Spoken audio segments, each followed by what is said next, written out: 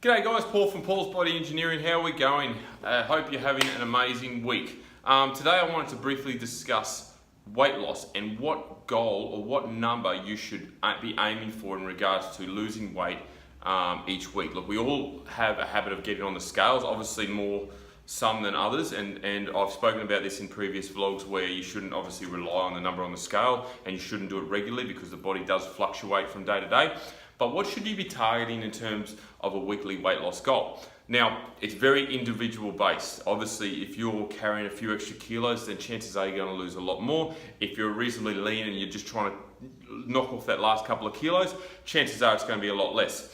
The Biggest Loser, unfortunately, set the standard very low in regards to expectation when it comes to, I should rephrase that, set the standard to, or the expectation too high, because it was depicting people that were losing 10 plus kilos per week on the show. And look, there's a number of variables that go into that. And unfortunately, from what I understand, their week to week weigh-in was actually 10 days. So there was more time involved in losing weight. And obviously the people on that show were significantly heavier. So their starting weight was a lot higher. So therefore the first few weeks, they were obviously going to lose a lot more.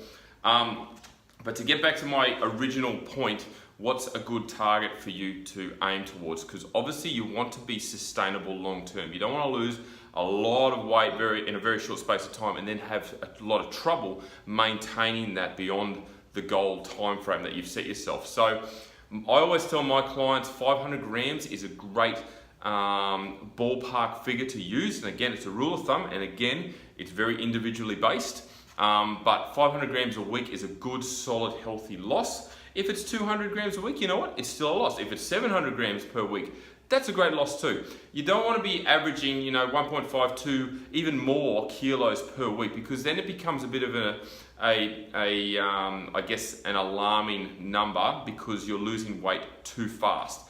And that means you're either dieting too hard, you're training too much, or there's another underlying issue that hasn't come to the surface yet that you're not aware of. So make sure that you do it in a very healthy and sustainable manner, and just aim for that half a kilo a week. That should be a good, comfortable, and realistic goal for you to have to ensure that you have a long-term weight loss journey that gets you to where you want to be. And look, we're in this for the long haul. There's no quick solution, and we know that. But you want to get to where you want to be over a certain duration, but then sustain that weight loss long term, and that's the lifestyle you want to lead. So if you're aiming to lose 10 kilos as a round number, that's a 20-week goal based on half a kilo a week. And look, that might fluctuate. It might be 250 one week, might be 750 the next week, but on average, half a kilo a week.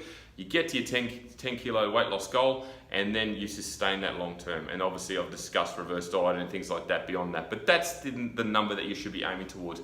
Don't have an unrealistic goal, because you set yourself up for failure, you set yourself up for disappointment, and that's when you can potentially give up on your goal. So aim to have something very realistic, and you know what? Chances are you're going to achieve it. All right, I'm Paul from Paul's Body Engineering. I hope you have an amazing week. Keep hitting your goals, keep writing them down, keep training, keep eating well, and keep smiling.